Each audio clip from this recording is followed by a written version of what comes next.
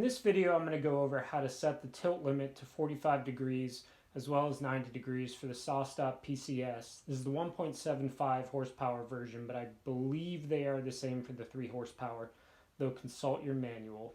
Now to start off with this, you need to go to page 75 of your manual. This is covered on page 75 and 76 as well.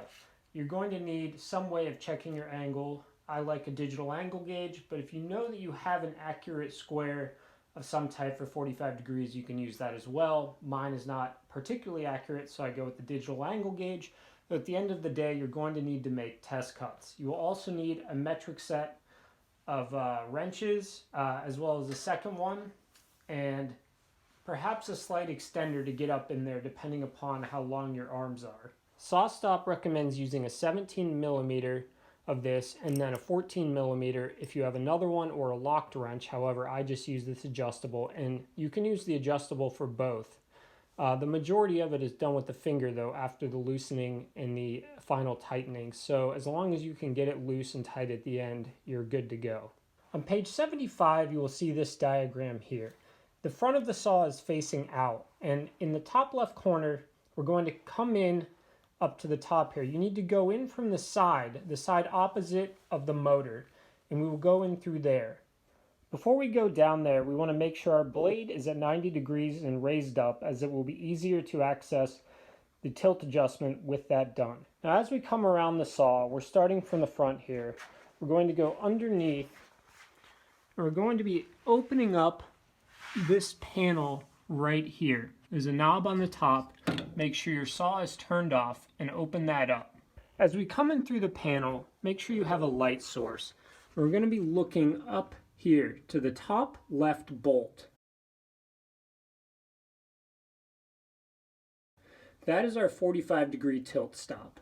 Now what you're going to first need to do is take your wrench and loosen the silver nut on top. That will then allow you to twist the yellow bolt left or right, with left pulling it out and right going in more. Once you reach the desired place, you twist the silver bolt to the right and then move the yellow one to the right until it locks. I highly suggest when you are setting up the saw to do this at the beginning before you have the extension wing on there. It makes it much harder to access underneath here once you have the extension wing on. However, let's just assume you've already done the extension wing. We're going to go up here. We're going to loosen this silver bolt. We're going to go to the left. Now once that's loosened, we can pull this down, going to the left or to the right. If you are over 45 degrees, you're going to need to go to the left. Essentially, as this comes up, it's going to hit on this here. So the further out this is, the less it will be able to go that way. The more in it is, the more it can go that way. So if you're under 45 degrees, push it in a little bit, twisting to the right. If you're over 45 degrees, pull it out a bit. Now once you have your desired depth here, and this is really a system of trial and error. There's no way to be working on this while also having your digital angle gauge on top, because this will tilt this way and you can no longer access it. It took me about 5 or 6 tries to get this right. And twist it to the right as far as you can go with your fingers.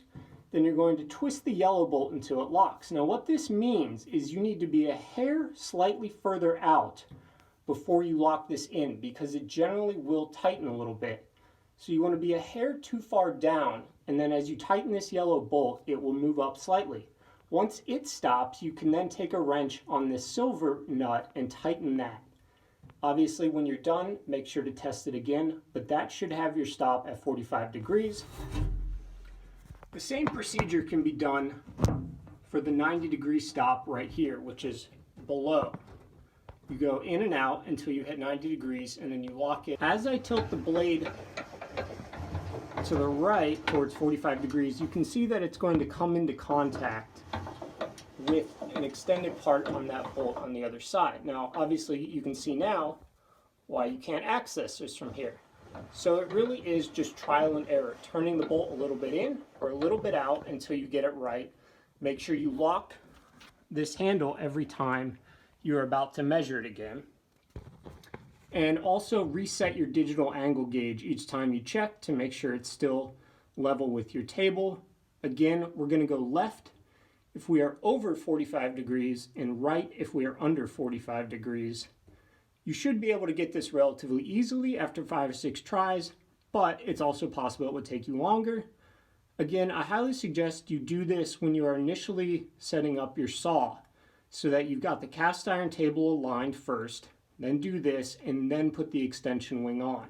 The best way, and really the only way to be 100% sure that you've got it correct, is to make a mitered box out of scraps. Simply cut each side at 45 and then see if they close nicely. If they close nicely, you are likely to be at exactly at 45 or close enough to the point where the human eye cannot see it.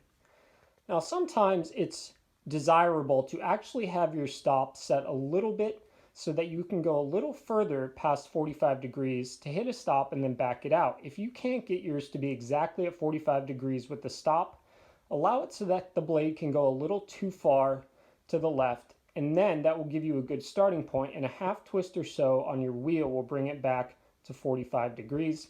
If you have any questions, let me know. Thank you guys.